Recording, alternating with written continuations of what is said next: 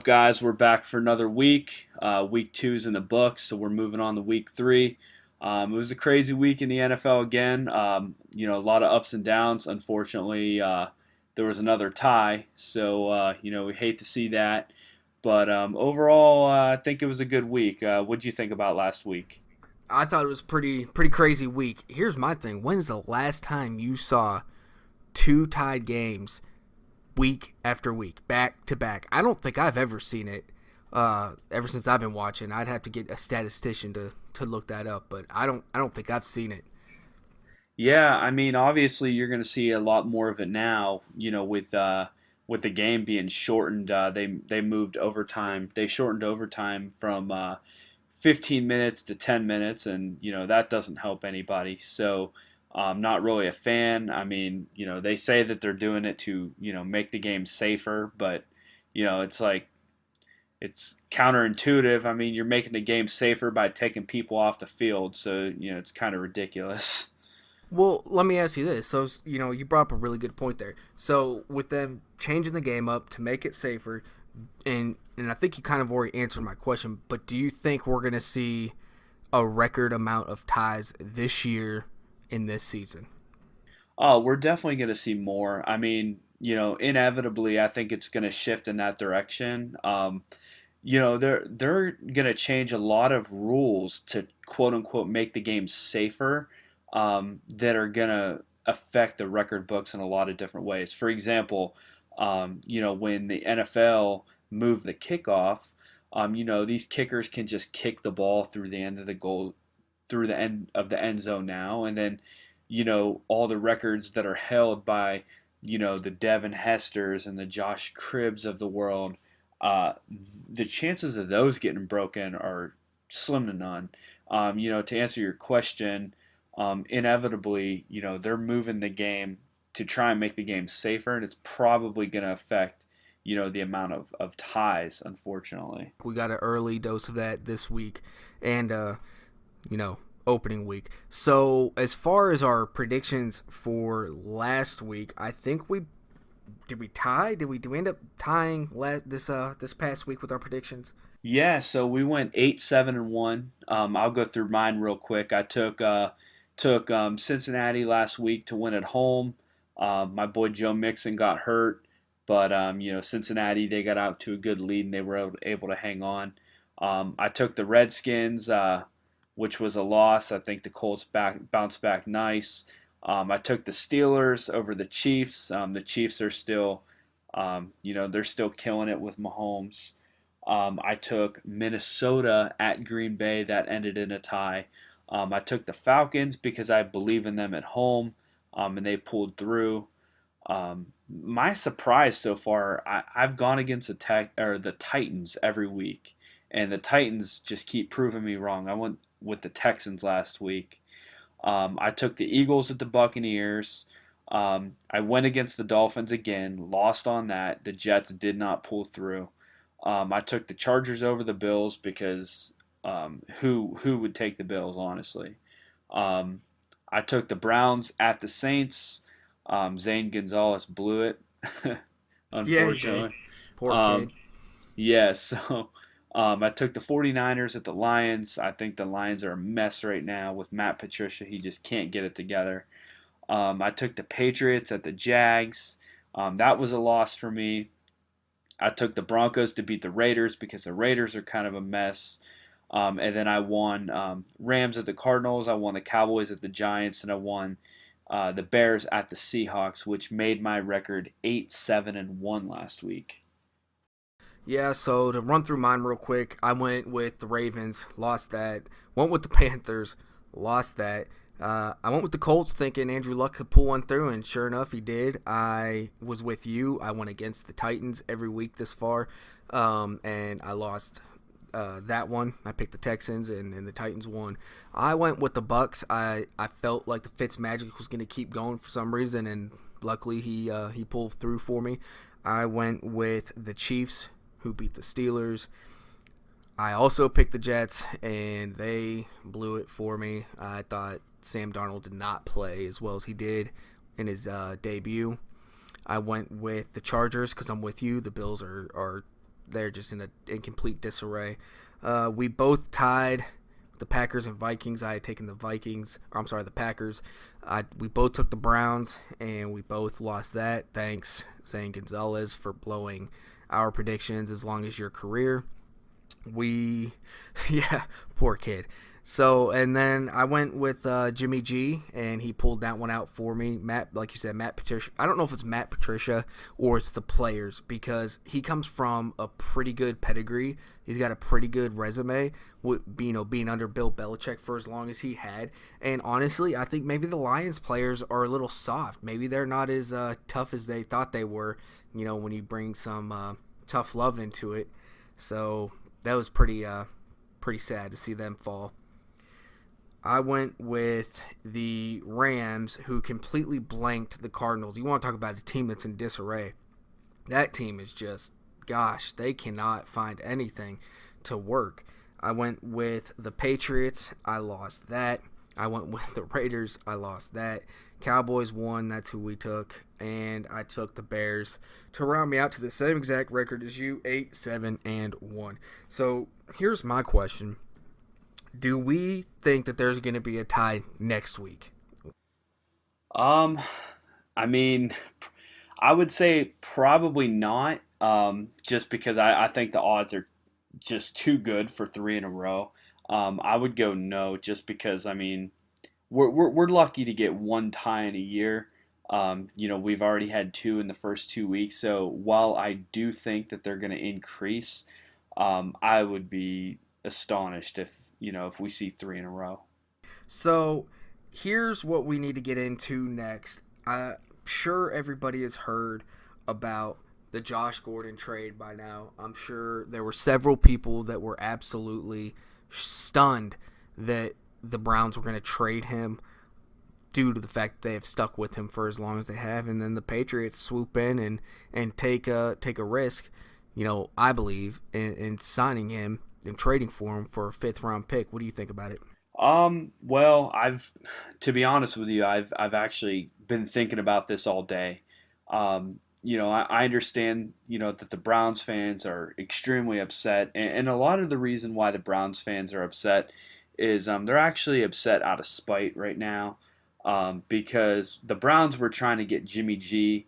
What was it last year? They were trying to trade for Garoppolo, and the Patriots wouldn't even pick up their phone calls. Like, they wouldn't entertain the Browns' offer, and the Browns felt disrespected because the Browns felt that they were giving, they felt that they had enough to offer for Jimmy G, and they felt disrespected when the Patriots wouldn't pick up the phone. Turn around, the Patriots, they give away Jimmy G to the 49ers, and so the Browns fans felt disrespected, and now that Josh Gordon is with the Patriots, all I see is Browns fans everywhere saying, why did they make that move? They wouldn't even pick up the phone for us when we wanted to get rid of Jimmy G. Now we just traded them, somebody who could have been the best wide receiver in Browns history, for a 5th-round pick. So. Mm-hmm. Well, in my opinion is I think that the Patriots may have taken a little bit of a risk on this one. I know a 5th-rounder isn't that big of a deal, but some teams really value draft picks more than they do established players. Clearly, the Chicago Bears did not value any of their draft picks when it comes to a Khalil Mack trade, and to be honest with you, they're completely winning that one. I think the Patriots took a risk here because Josh Gordon has not been able to prove for an entire season that he can stay clean or that he could stay out of trouble. I will give the Browns a ton of credit for standing by him. I think the league as a whole has taken a better approach to the mental health aspect of the players. I think that's a huge step forward that the league needed to go in, and I think they've done it. But at some point, you've got to draw a line. How many failed tests does it take? You can say the same thing for Randy Gregory. How many failed tests, how many off-the-field incidences is it going to take before somebody says, you know what, your heart's not in it? Johnny Manziel, same exact thing. And it seems like the two teams that keep popping up about, players with issues are always the Cleveland Browns and the Dallas Cowboys. Those two teams always have players that are constantly getting in trouble. I think for the Patriots, it's either boom or bust, because you have a player that can, like you said, he could potentially be one of the best receivers in the game if he can get it all together and keep his mental health on the right path and keep his drug addiction at bay. He could be pretty astounding.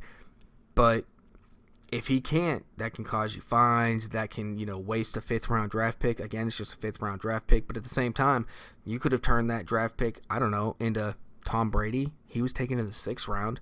I mean, how many other 5th-rounders have turned out to be superstars? So that's just my 2 cents on it. I think the Patriots look like geniuses if they can keep Josh on the field, and they'll look like fools if, he fails another drug test.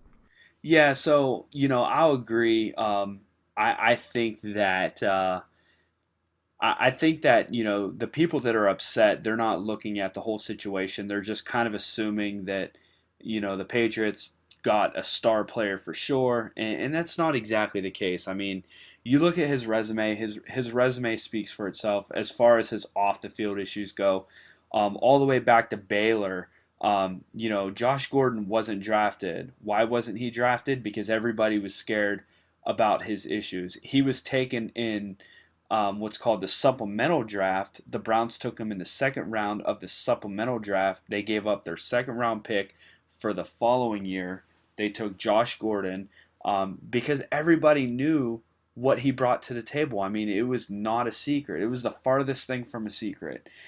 Fast forward a couple years, and he recently told us when he was at Baylor, he was making $10,000 a month. So he was making $120K a year selling drugs. So, not only is he using drugs, but he's selling drugs too. So they're definitely taking a risk. You can argue that the reason why he came out and said this stuff is because he's clean now and he's turning a new chapter. But I've known people, now granted they weren't in the NFL, but I've known people that have tried to do the same thing where they've claimed that they've cleaned up, and it was like a coping mechanism more or less, and then they would just fall back into their old ways. Obviously I'm a person first, I'm a football fan second. I want to see this kid get his act together. I don't want to see him fail just because he left the Browns. But, people are crazy if they think that because he changes the colors of his jersey that he's just going to change his act. He has to want to change. It really doesn't matter if you're in the NFL or if you're just some unemployed regular guy. They're definitely taking a risk. And, I agree with you. I don't know exactly what the Patriots' fascination is with taking old Browns players. You had Josh Gordon. They just cut Corey Coleman to make room for Josh Gordon. You had Danny Shelton, who, they took him. Even back to like Barkevius Mingo, Brian Hoyer, the list goes on and on. I don't understand that piece. Well, maybe the Patriots have that ingredient and that structure that can get to people that, other teams can't. And one last little touch on Josh, we wish nothing the best for him. We, like Carl said, we want to see this kid turn around and be the greatest receiver to ever play in the game. It would be an amazing story, and we hope nothing but the best for him. So why don't we go into week number 3 real quick. Let's do our first 8 predictions, and we'll keep it moving right on to our next topic, which is going to be Ryan Fitzmagic. He's done it 2 weeks in a row now. Can he make it 3? Can there be a quarterback controversy? So first game up we have is going to be Thursday night. It's going to be the New York Jets at the Cleveland Browns. Who are you taking? I'm going with the Browns on this one. The Browns, I believe they won their last Thursday night game. They're typically pretty good on Thursday night. They always put up a good fight on Thursday night. They're at home. They bring a good pass rush against a against a rookie quarterback. One of Darnold's downfalls is the fact that he turns over the ball a lot. I mean, you saw his first throw was a pick six. He's the definition of a gunslinger. He's like a young Brett Favre. He has a massive arm, but he lets the ball go constantly. He's slinging that thing all over the field. When you have an aggressive defense like Cleveland's, I think that they can cause crazy amount of turnovers. I think Cleveland has shown us a lot in the first 2 weeks. They should be 2-0 right now. But that kind of falls on their kicker and how their kicker blew it 2 weeks in a row. I think that the Browns have enough to get by the Jets week 1. I agree with you completely. I'm going with the Browns as well. I was kind of struggling with this one because I think Sam Darnold does have a bounce back game. I don't think he's going to throw for 4 touchdowns. However, I think Cleveland has a completely underrated defense. Their defense has kept them in 2 games back-to-back against Super Bowl contending teams. A lot of analysts out there were picking Pittsburgh and New Orleans to go to the Super Bowl, and the Browns tied with Pittsburgh and took New Orleans to the limit. They, like you said, they should be 2-0. So next game we have is the New Orleans Saints at the Atlanta Falcons. I'm going with the Saints. I think Drew Brees has a bounce back game. I think Alvin Kamara runs wild. The Falcons are without several starters on the defensive side. And other than Julio Jones, I just don't see them getting their offense going. I'm going with the Falcons on this one. Both teams play indoors, but I think that the Falcons are particularly good at home. I made that call last week, and it ended up being successful for me. I think the Falcons are one of the better teams in the league when they're at home. Matt Ryan, to me, is like a completely different player opposed to when he's on the road. I agree that the Falcons, they have a bunch of injuries, but as far as Alvin Kamara goes, I mean, with no Mark Ingram, I think Mark Ingram does a lot to kind of balance out the offense, give Kamara a break. I think that, he gets worn out, and I like the Falcons on this one. Plus, we saw Calvin Ridley step up last week. I think Calvin Ridley had a good game. He's taking over, that backup wide receiver role behind Julio Jones.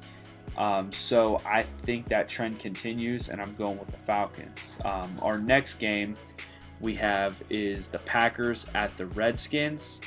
I'm going with the Packers on this one. I think the Packers bounce back in a nice way. I know that they're probably upset about tying last week, but I think the Packers just have way too much firepower on offense, and they have a good enough defense to get by Alex Smith and the Redskins. Yeah, I'm going with the Packers as well. I think the Redskins in week 1 was kind of a flash in the pan. I think they exceeded their expectations and everyone else's expectations, and then they completely pulled a dud last week against the Colts. So give me the Packers in that one. All right, next we have the Colts at the Eagles. I'm going the Eagles on this one. Again, the Colts are an indoor team. The Eagles play outside. Philadelphia is notoriously bad as far as playing on the road. And then it's the return game of Carson Wentz. It's the first time we've seen him since the playoffs last year. I think that stadium is going to be it's going to be electric there. So I'm going the Eagles. I hate the Eagles, but whatever. I'm going the Eagles. I'm going to disagree there. I'm saying the Colts. And here's why. This is Carson Wentz's first game back from an ACL injury. Deshaun Watson, first game back week 1, didn't look so great. He is probably going to be a little rusty. I think the rhythm and the timing is not going to be there with his receivers. I think they're going to try and lean on the running game, and I think Indianapolis is going to be prepared for that. Andrew Luck is, opposite of what Carson Wentz is going to be doing. Andrew Luck is now finding his stride. He's starting to play a little bit better. He's starting to get a little more consistency. I think he's going to be a little more ready, and I think the Colts are going to pull this one out. Pretty narrow victory, but I think the Colts are going to win this one. Next, we have the Bills at the Vikings. I'm going the Vikings because the Bills they'll be lucky to win a game. Honestly, I have to look at the schedule and figure out, you know, who they're playing and figure out for what reason that they're not going to go 0-16. But I completely believe that, they're the worst team in the league. They have literally nothing going for them. I'm not a fan of Josh Allen, and they're Vontae Davis retired at halftime last week. I mean, that was the most ridiculous thing I've ever seen. So it seems like everything that can go wrong for Buffalo right now is going wrong, and good for them because they suck.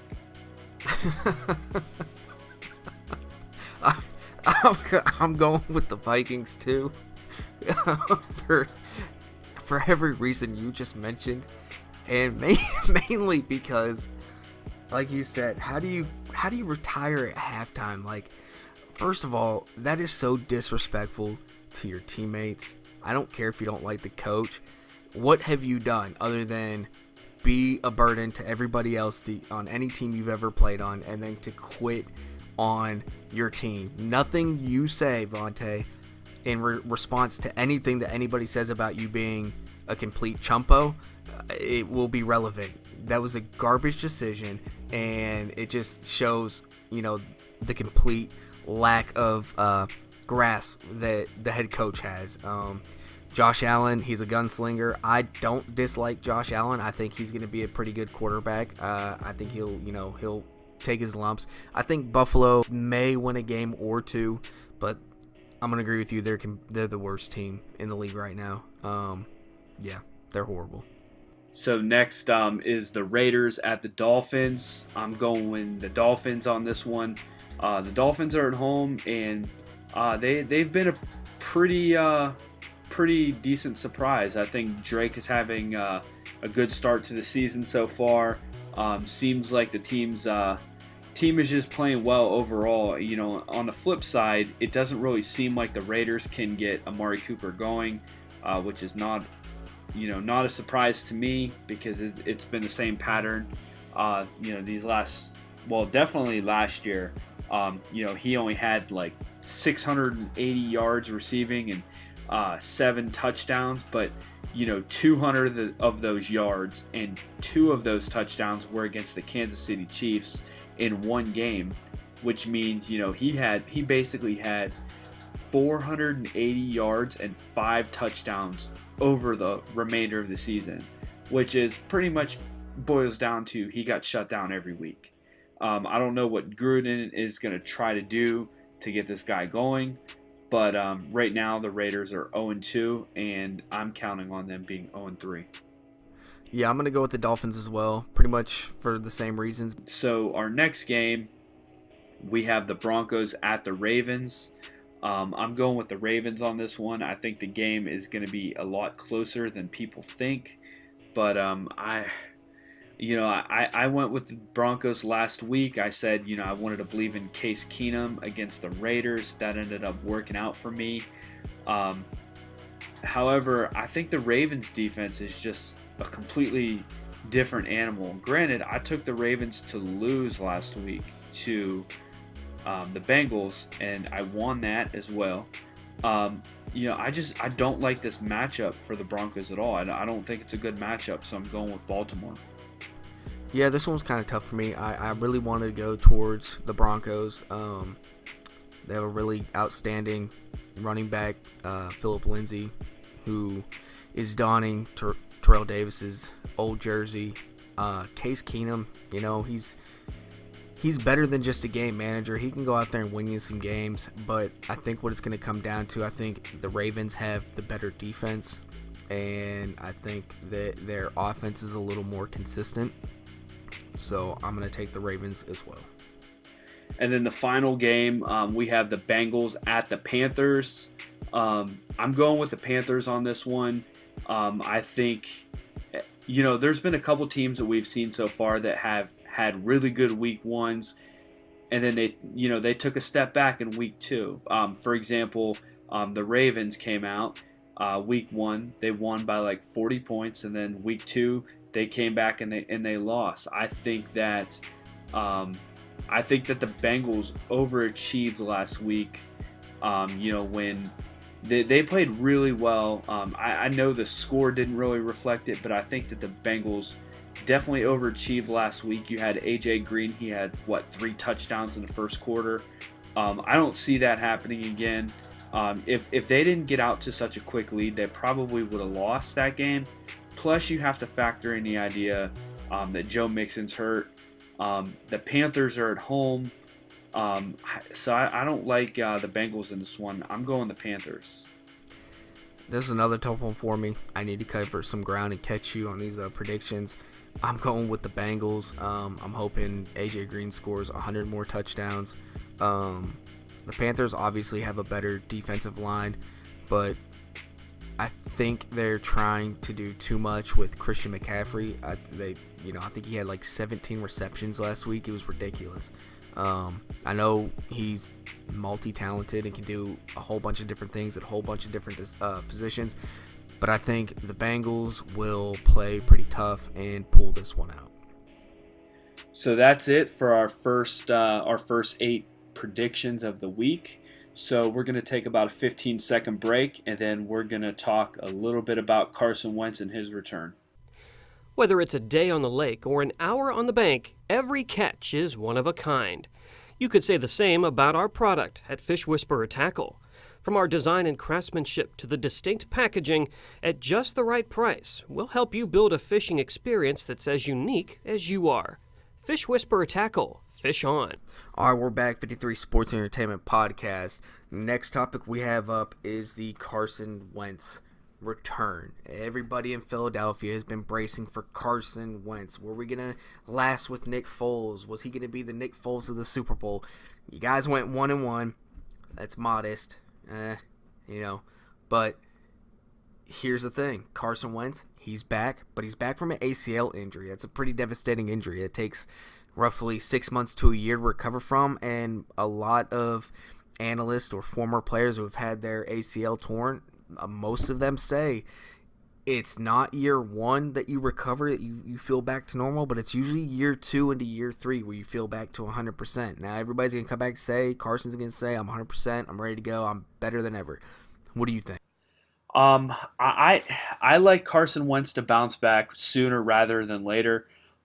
Just because of the simple fact that, these rules are changing to be quarterback friendly.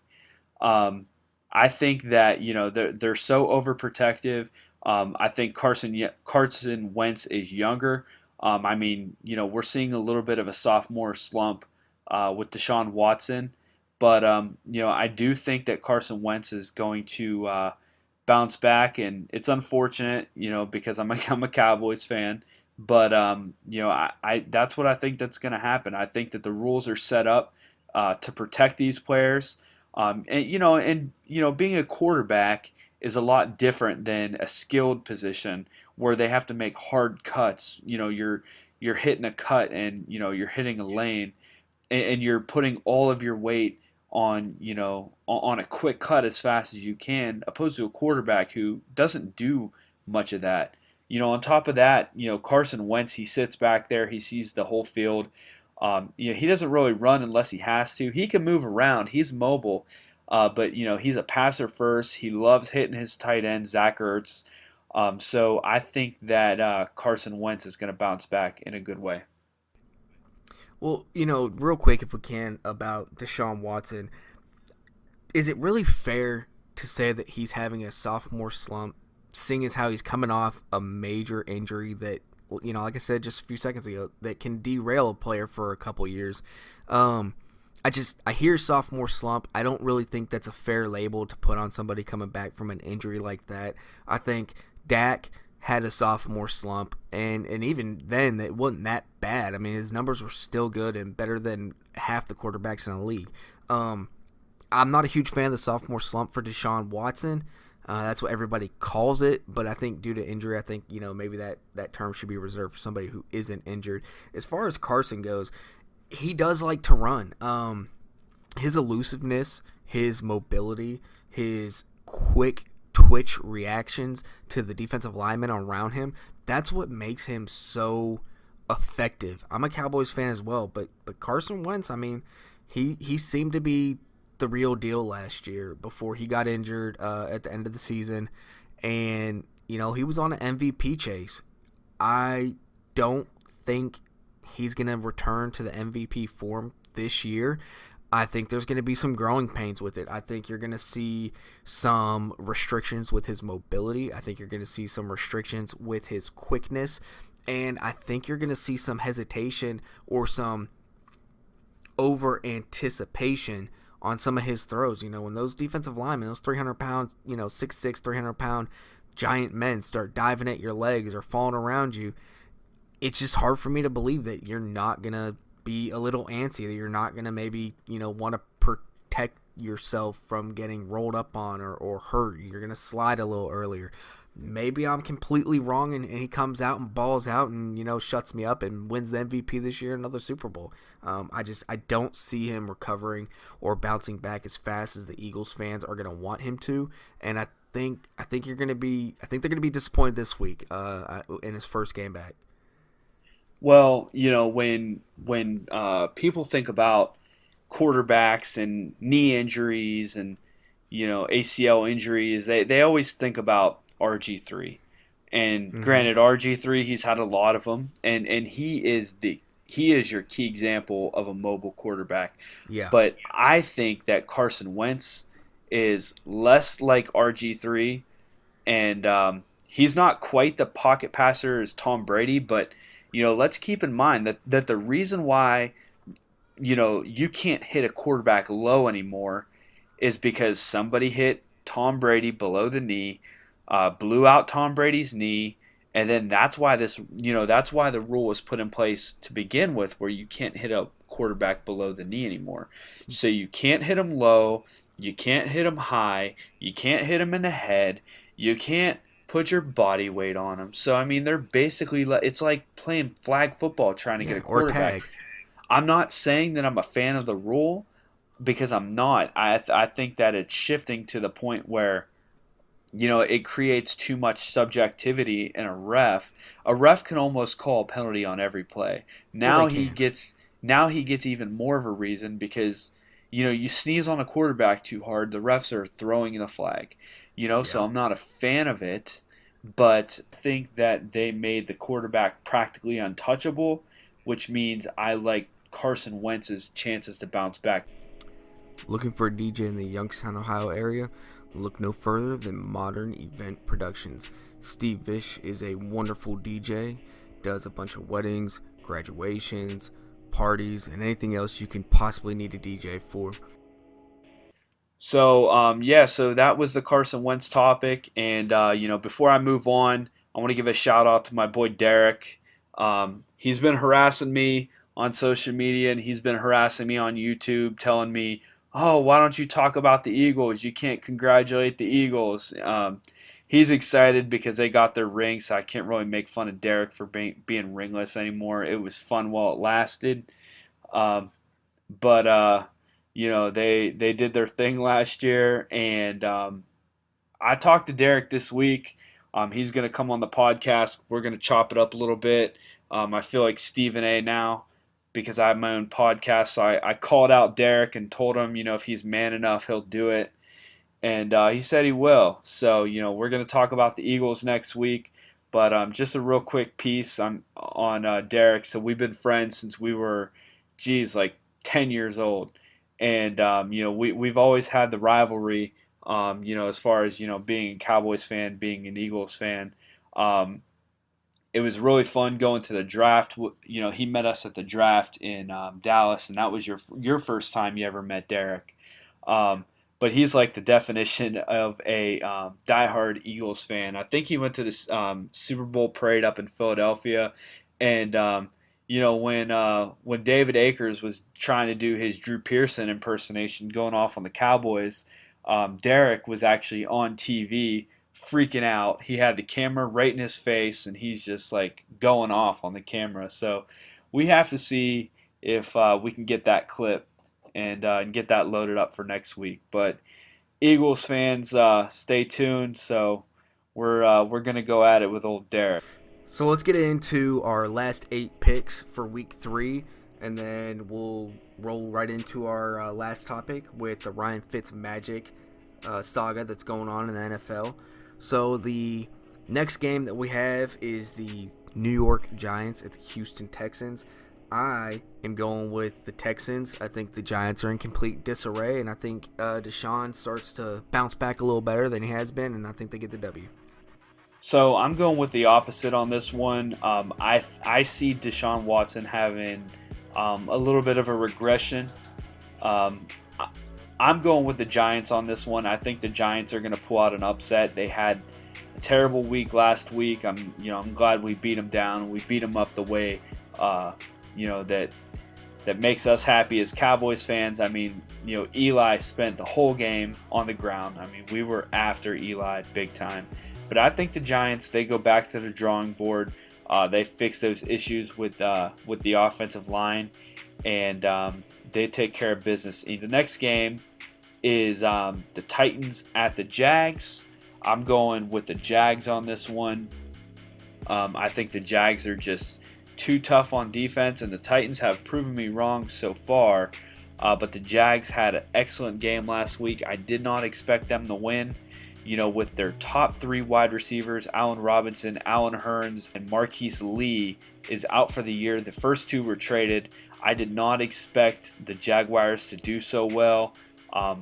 Very surprised that, with their lack of, being short-handed, they came out and they were able to beat the Patriots, especially with as good of a coach as Bill Belichick is. So I have faith in them. If they can beat the Patriots short-handed, they could certainly do it to the Titans. Well, the thing about the Jags, I'm going with Jags too. But the thing about the Jags, their defense is they're just monsters. I mean, back when Jalen Ramsey and Ezekiel Elliott were being drafted a few years ago, I remember the day of the draft, and you called me, and I was working, and I wasn't able to watch the draft, and you said, man, who do you want the Cowboys to take? And I said I wanted to take Jalen Ramsey. I just thought he was going to be a good shutdown corner. I loved his attitude. I love his cockiness. And I think it's good for the game. We need a villain, and I wish the Cowboys kind of would have got him. I'm obviously happy with Zeke, but I think Jalen Ramsey's going to shut it down for anybody lining up on the opposite side for the Titans. So give me the Jags on that one. Next game we have is the 49ers at the Chiefs. I'm going with the Chiefs on this one. Patrick Mahomes just broke an NFL record for the most touchdowns in the first 2 games. He's only in his second year. He didn't play very much last year. He was behind Alex Smith for all intents and purposes. As far as time goes on the field, he's basically a rookie. Though in the NFL experience category, he's technically a second-year quarterback. He's doing very well for the amount of time he's played thus far, and I think he's only getting better. He connected with Travis Kelce last week for 2 touchdowns. He hit Tyreek Hill on a couple long touchdowns this year, and their defense is underrated. So I have to go with the Chiefs. I'm going with the Chiefs too, rolling with Mahomes. He's balling out right now. Honestly, I did not see this coming for him. I thought Jimmy G was going to be what Patrick Mahomes is right now, but Pat is just going bananas, and I think he keeps it going. There's not a single defender. I don't care if Richard Sherman's over there. There's not a single defender that can run with Tyreek Hill. There's not a single defender that can stop Travis Kelce, and they don't have a single defender that can stop Kareem Hunt. And you put all 3 together, put them in the spread. It's dangerous. I think Andy Reid is loving life right now. He's probably the happiest coach in the league right now. All right, next game we have is the Chargers at the Rams. We both took the Rams last week.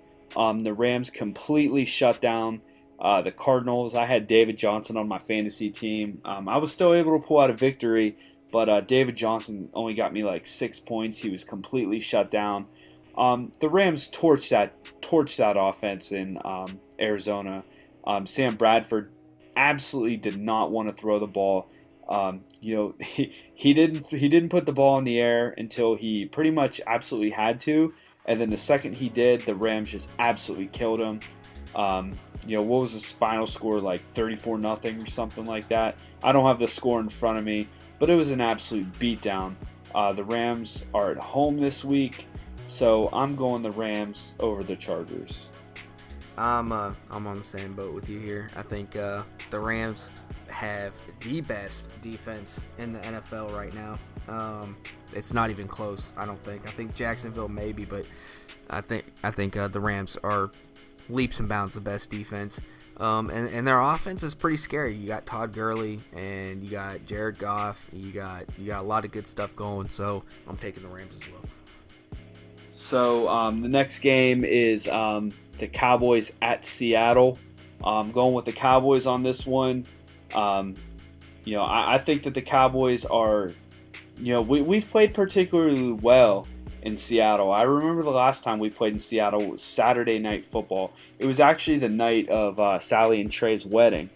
And, open bar. I'm at the bar watching the game. Pretty much, I'm floating around the wedding, but I got my eye on the game, and I'm just watching Dallas beat down Seattle in Seattle.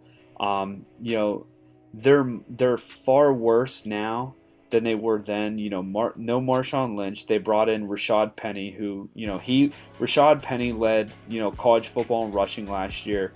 But he's a rookie. Trying to transition into the league. Dallas's defense is extremely tough. You saw that with how bad they beat up Eli last week. And I don't know if you saw Seattle last week, but Russell Wilson took so many sacks. He threw a pick six. It was just a rough outing. So I'm gonna go Dallas, and that's gonna move us to 2-1. Yeah, I'm going with Dallas as well. I agree with everything that you said. I think poor Russell Wilson is the first thing that I think about when I think about this game, because our defensive line is probably one of our strongest on the entire squad this year, and they're going to torture him. All right, so the next game we have is the Bears at the Cardinals. I'm going with the Bears on this one. I pretty much just got done talking about the Cardinals and how bad they got beat up last week. The Bears played really well on defense as well. I was flipping back and forth between other TV shows and watching the Bears game, and I was on Twitter and messing around on Twitter, and I see Khalil Mack trending, and then I read the stat line, and what do you know? Khalil Mack is just absolutely destroying the offensive line again. So the Cardinals, they struggled to get it going last week. We're probably going to see more of the same. On top of that, Allen Robinson had a really good week last week. He had over a dozen catches. He had over 100 yards. It's really good for a above average wide receiver on a new team with a second-year quarterback who is on a team that runs the ball more opposed to throwing. So I like that. I like the direction that they're going with Trubisky and Allen Robinson and Trey Burton. I think they're going to have a decent short pass game. So I like the Bears. I'm going with the Bears as well. Cardinals are horrible. I don't foresee them getting any better. So I'm going with the Bears. All right, the next game is the Patriots and the Lions. I talked a little bit about the Lions not working out so far. I believe they're 0-2. Stafford is being Stafford. He gets off. He either plays bad and doesn't bounce back, or he starts out bad, and then he either redeems himself late in the game or comes close to it. But we hardly see 4 quarters of football out of this guy, which is why I was blown away when he got that huge contract. The Lions just are not looking great, so I'm going with the Patriots. I actually like Matt Stafford as a quarterback. I love his arm. I love his confidence. I love his toughness. I think he's one of the tougher quarterbacks out there. He's big, he's strong, he's fast. I really do like Matt Stafford. Unfortunately, I don't like the state of the Detroit Lions this year. Matt Patricia does not have his fingers on the pulse of his team right now, and it's not a good debut right now. So I'm taking the Patriots. In our last game, we have the Steelers at Tampa. I'm going to go with Pittsburgh in this one. I've gone with Pittsburgh the first 2 games, and that has resulted in 0 wins for me, approximately. Um, However, I mean, they're the Steelers. They're going to bounce back. They're traditionally a good football team. They have all the pieces. I don't think that Le'Veon Bell is exactly the difference maker. He is a good player, but I don't think that he's the reason that they're 0-2. I think that James Conner has plugged in well in the backfield. I think that their problems are a little bit deeper than that. And Ryan Fitzpatrick, in regards to Tampa, I'm not saying he's going to fall all the way off. I'm just waiting for him to fall back a little bit. I get that everybody is excited right now about what he's doing, but there's a reason why he was a backup in training camp. There was a reason why he was a backup last year. There was a reason why he was a backup pretty much his whole career. He got a couple chances with the Jets. He got a couple chances with the Bills. A couple of other teams, he got a couple chances at a starting position, and he always regressed. And history repeats itself, so it'll happen again. Normally, I agree with you on everything you said. However, I am riding this Ryan Fitzpatrick train so hard. Like, I'm probably on top of his bandwagon right now. I love his outfits. I love his attitude. I love his beard. And he's like super smart. I hate the Steelers. I am not in love with their team chemistry right now. Big Ben balled out, but I think this for Ryan Fitzpatrick, I think this is the most talented team he's ever been on. And I think they keep it rolling. I think the Bucs win probably like 24-17, and I think he keeps it going. Well, being that we're ending off on this game, I think this is a good segue into our last segment, which we did want to talk about Ryan Fitzpatrick and if we feel that the hype is real. For those of you that know me, you guys know that I'm an attorney. I live in Tampa, Florida, and I work right around the corner from the stadium. So, I'm right in the area. I talk to Bucs fans on a regular basis, and Bucs fans are extremely excited about Ryan Fitzpatrick. But that's me in Tampa. I mean, what do you feel in Arkansas? I mean, you're leaps and bounds away from Tampa, but do you feel that the buzz around Ryan Fitzpatrick is real? I think it's real, and let me give you a few reasons why. First, to comment on your reason why he was a backup last year, there's a great reason he was a backup last year. They're paying Jameis Winston millions and millions of dollars. They're paying Ryan Fitzpatrick probably somewhere slightly above league minimum to be a veteran backup. That's why he didn't start last year. I believe the hype because this is his second straight game throwing for over 400 yards. It seems like Deshaun Jackson has hit his fountain of youth because this is his second game with over 100 yards, with a touchdown in both games of over 60 yards. I think Ryan Fitzpatrick is far more accurate. I said it just a little bit ago when I was making my prediction that this is the most talented team he has been on. I can't even name you a star player from any of his other teams that he's played on. Was LaShawn McCoy in Buffalo when he was there at Buffalo? I believe so, and I don't know if Brandon Marshall was with the Jets. I mean, I don't have that information in front of me, but for the most part, I agree with you. And as far as not having superstar talent around him, and this being his best team, I mean, I can agree with that. And the other thing is with Jameis Winston. There's been a lot of hype around Jameis Winston. He was on Hard Knocks. He was a fan favorite. He had his crazy motivational speeches, at halftime and before the games. Eating W's. Yeah, eating W's and stuff. And they actually got an L in that one. But my thing about Jameis is that he to me is like a poor man's Matthew Stafford. He's got the big arm. He's huge. He can run a little bit, but he's got the Matthew Stafford decision making. And when you have a gunslinger, sometimes your decisions end up biting you. And I think Ryan Fitzmagic has been around the league long enough, and he's one of the smarter quarterbacks in the league. He's got a big arm. He's extremely talented. And honestly, I don't see Jameis getting a starting job back. I don't see how you start off 2-0. If they win this game against the Steelers and he throws another 350, 400-yard game, this team is his to lose. It's just, I'm riding with Fitz the whole way.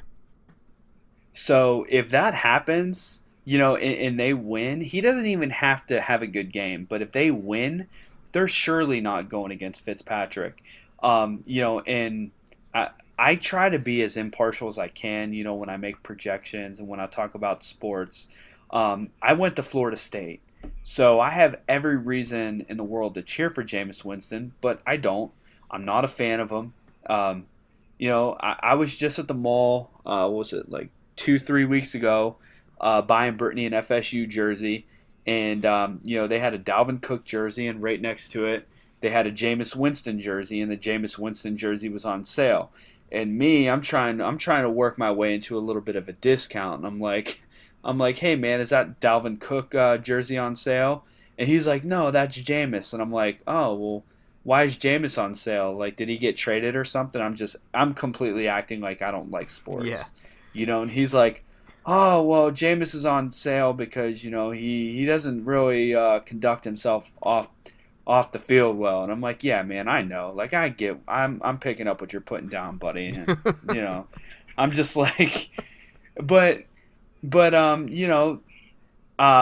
couldn't, I wanted to buy Brittany a jersey, and I couldn't do that. Like, why would I get her a Jameis Winston jersey? I mean, he went to Florida State, I went to Florida State, he won us a national championship, but the things that he's doing off the field, it's just literally uncalled for. And I'm tired of hearing every time he gets in trouble, oh, I made a mistake, I need to grow up. Well, yeah, that was the case like 4 situations ago. Yeah. And it just doesn't happen. He makes the Buccaneers look bad. He makes Florida State look bad. He makes Florida State alumni look bad. And then you have a guy named Ryan Fitzpatrick who's like stepping into the limelight. He kills it out there. He's thrown for 400 yards. He makes probably 25% of the money that Jameis makes. And then he shows up to the press conference looking like Conor McGregor. It's absolutely hilarious. It was the best part. He wore Deshaun Jackson's outfit, which was just hilarious. and then his face was just amazing. So I got to go back and watch the video because I didn't see any video. I just saw the picture, but I was literally dying, and I'm like, who wouldn't be able to cheer for this guy? So I like where they're going. I just think that he's probably going to fall off. I don't want him to, but I think that it's bound to happen. Well, I definitely agree that he's probably going to fall off a little bit because there's no way he keeps a streak of 400-yard games beyond the Steelers. Steelers have a decent defense. They got a decent, defensive line. I think Deshaun Jackson will be able to take the top off the Steelers. But if he keeps these numbers up, he's your MVP. Ryan Fitzpatrick, who's like in his 12th year on like his 5th team and is over 30-something, he'll be your MVP if he keeps those kind of numbers up. We'll see what happens. He is leading the NFL right now in both definitely in yards. He's leading in yards, and Mahomes might be leading in touchdowns with 10. Well, yeah, he has to be leading in touchdown because he just set the record for most touchdowns in 2 games. Yeah. But I know for sure that Ryan Fitzpatrick is the NFL leader in yards. Fans have plenty of reason to cheer for him. First off, I mean, he's from Harvard. You only have a certain amount of players that actually come from Harvard and transition into the NFL. And then, me, getting into sports agency, one thing that I like to do is I like to think outside the box and think of how I'm going to market my players to make my guys marketable. This press conference that he just did was that was the most amazing thing I've ever seen. I mean, he is on so many memes. He's on so many hashtags. I mean, that's what you want to do to get your name out there. There's going to be people that haven't even watched football before that have seen this, and they're like, "This Ryan Fitzpatrick guy's hilarious. I got to see what he's doing on Sunday." Exactly. So, definitely a person you could and should root for. My gut tells me that he's going to regress, but as being impartial as I can, living in Tampa, graduating from Florida State, I want him to keep the job away from Jameis Winston. I want him to retain it. But my gut tells me that he's going to regress, and I don't know if it's going to go back to Jameis, but I don't think he's going to keep up the 400-yard games. We'll see.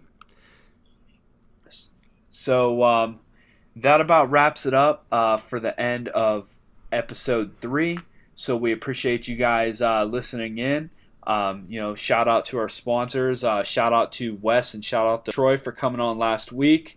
Next week we're going to have a couple sponsors come on that you guys haven't heard from yet. And we're going to have Derek come on to talk some Eagles football with us. So take care, and we'll see you guys next week.